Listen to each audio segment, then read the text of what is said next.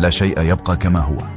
الأيام تمضي والوجوه تتغير والمواقف تكشف والقلوب تختبر، فإياك أن تعلق سعادتك على أحد، ولا تجعل من الآخرين مرآتك، سرك في داخلك وطمأنينتك من نفسك، فالحياة مدرسة وكل يوم فيها درس جديد، فكن تلميذا ذكيا يتعلم ولا ينهار.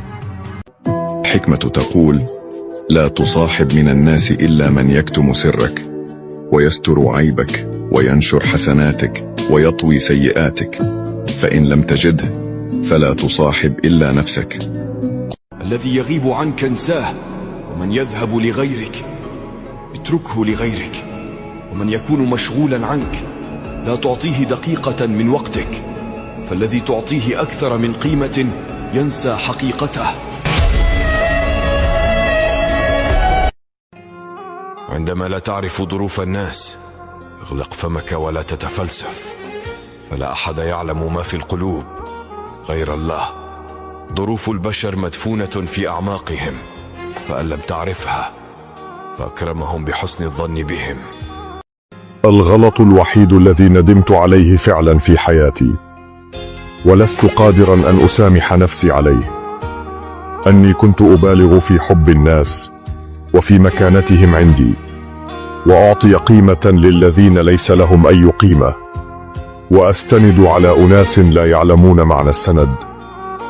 الندم ليس لأنني أحببت الناس بصدق، بل لأنني وضعتهم في مكانة لم يقدرها البعض.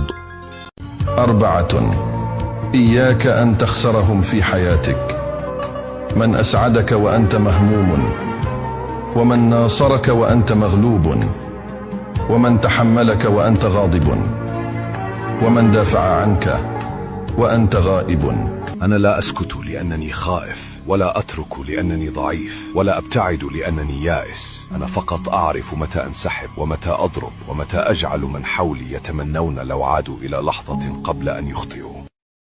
أعجبتني عبارة تقول: أسامح لأرتاح، وأتناسى لأبتسم، وأصمت لأني لا أريد أن أجادل، وأتغاضى لأن لا شيء يستحق، وأصبر لأن ثقتي بالله ليس لها حدود.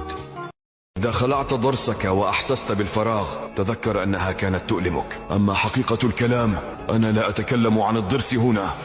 حاشانا أن نسقط ونحن الذين نقول إياك نعبد وإياك نستعين. إذا كان الله معك فمن عليك، وإذا كان الله عليك فمن معك. لا يسأل عنك إلا من ارتاح قلبه لك، ولن يتعلق بك إلا من وجد روحه فيك، ولن يتألم لوجعك ويطمئن لاطمئنانك إلا من يحبك، ولن يهتم بك إلا من وجد نفسه وحيدا من دونك. ونصيحة لك في هذه الدنيا: عش حياتك بثقة، وأدر ظهرك لمن لا يستحقك، افعل ما تشاء ودعهم يفهمون ما يشاءون. لا تحمل هم الدنيا فإنها لله، ولا تحمل هم الرزق فإنه من الله، ولا تحمل هم المستقبل فهو بيد الله. احمل هما واحدا فقط: كيف ترضي الله؟ لأنك لو أرضيت الله رضي عنك وأرضاك، وكفاك وأغناك.